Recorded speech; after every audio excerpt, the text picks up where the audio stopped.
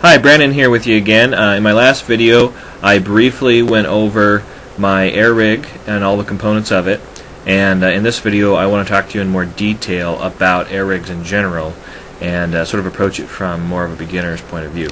So once again, here is my air rig, and an air rig basically consists of four critical components or aspects of the rig. The first is the power source. Okay. The second is a low pressure regulator, something that can operate in the 50 to 150 psi range, somewhere in there. Third is a gauge that goes after the regulator but before the gun. And the fourth is a way of getting it to the magazine somehow. Since your magazine is what holds the pressure, normally by design you have to be able to get the pressure from this thing into the magazine. So we're going to cover this sort of in order there. The first thing we're going to talk about is the power source. Now, there's basically two kinds of power sources. The first is CO2, and it's probably more common, and the second is HPA, which is actually getting very common as well. This was my first tank that I used, is an HPA 3000 psi tank, and this carries a lot of shots. Okay. There's also no cool down effect like there is with CO2, which really doesn't matter too much in our application since our pressures are so low. But the reason why I stopped going with this is just because of its size and weight. I had to carry this on my body, and in order to get it connected to the gun, I had to run a coil remote. Probably seen these with the paintball guys. This goes to your tank, and the other one hooks up to your gun. And you're always connected to your gun. You can't separate yourself from your gun unless you remove the magazine and carry that with you. And my play style, I like to do that occasionally. So it was nice to be able to shrink my rig down and get it onto the gun.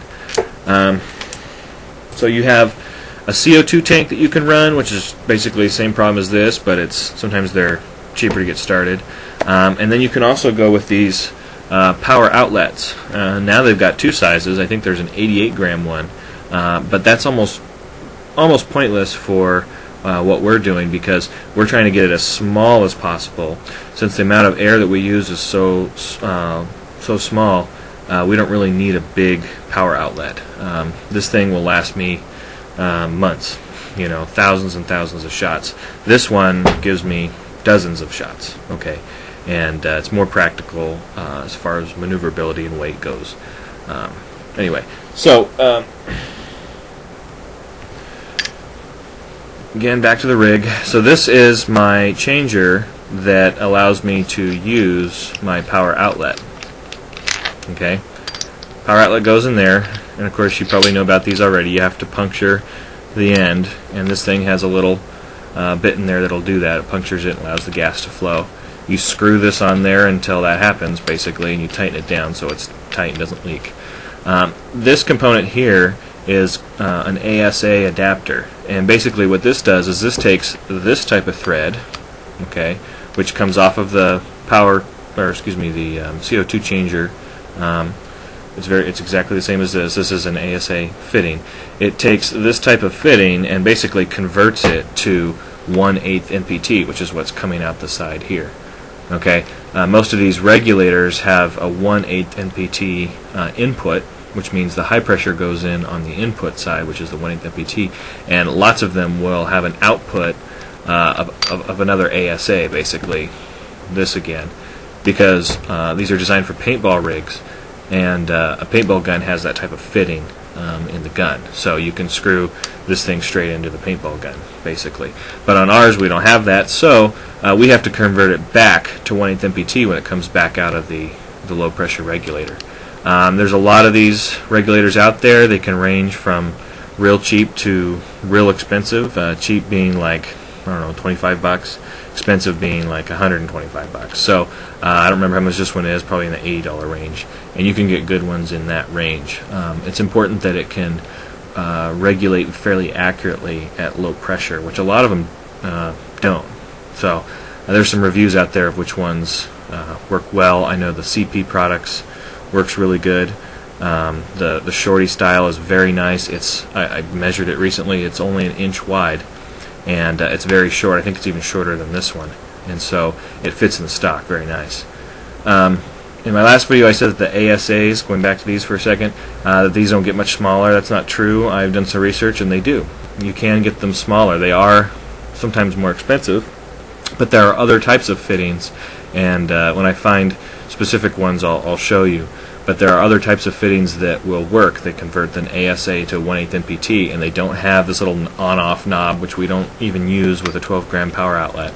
And it makes it more compact and just works a whole lot better for our applications. Now the gauge needs to go just somewhere in between the regulator and the gun. And you can't put it before the regulator, otherwise you're going to be just reading your input pressure, which doesn't do you any good. You want to know what operating pressure you're working at. Okay, and I always suggest to start with like around 100 psi, because that's about what propane is, and that's going to be where you want to start. On mine, this is totally custom. Yours won't look like this unless you do something similar. But this is a pipe fitting cap. I think it's about 1/2 inch, and I drilled and tapped this to make it into my fitting. This doesn't fit onto this type of ASA fitting very well, mostly because of this end piece. Okay, and also remember that pipe fittings are tapered as well, and I don't think that's tapered, but it could be. Anyway, so this didn't seal real well, so I had to use Teflon tape. Okay, you're going to need some of this, real cheap.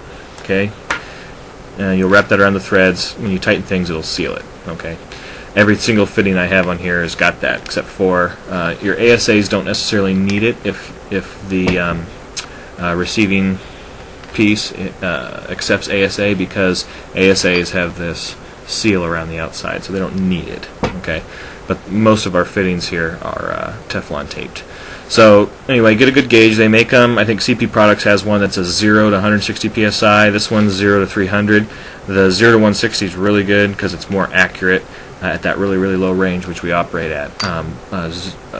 0 to 300 can't really see, but it's really hard to adjust minute amounts. So I'm sort of guessing. You know, it's like about 120, about 100. But I can tune my rifle to whatever PSI I'm operating at, as long as this isn't changing. That's what's really important. So, and the quality of the regulator is going to dictate that. Now, from here, it's going to go out of some sort of a fitting. You might have a macro line. I think I have mine lying around. Might have a macro line. You might even do a coil remote hose. It just depends on what you want to do. Your first rig, you'll probably make to where you carry it on your person, and so you may want a macro line at first until you can make them, you know, like me, make them small enough to fit in your stock. But basically, you know, you want to run it to your magazine somehow. But now I want to talk to you about the magazine. You know, this is my magazine that I use. It's a Tanaka 29 round magazine. And it just basically, the reason why I got it is just because it holds more BBs, you know, and that has, for my play style, been very important. I had to drill and tap the magazine on the bottom. I believe, let's see here, let's see if this works. That's a picture of me tapping it. Oh, it's going through. Great. That's my rig that I built. Basically all the same components I have on now, except for the ASA is in a different spot on that one, and I move things around in order to make it all fit. But going back to this guy here, this is me drilling and tapping the long mag. That is where I suggest tapping it on a long magazine. The reason why is because that is the fill hole, which you're not going to ever use again. Alright, and it provides a guide when you first drill. When you drill your pilot hole or your initial hole, it just really helps to drill it right through where the fill hole was. Then you take your tap, that's a 1/8 NPT tap, and basically just start threading it in. It takes a little practice at first, but try and make it straight, and remember that it's tapered, so you want to just go in like maybe a few turns and then back it out and test whatever fitting you're going to be screwing in there, and then if it doesn't go in far enough, you know,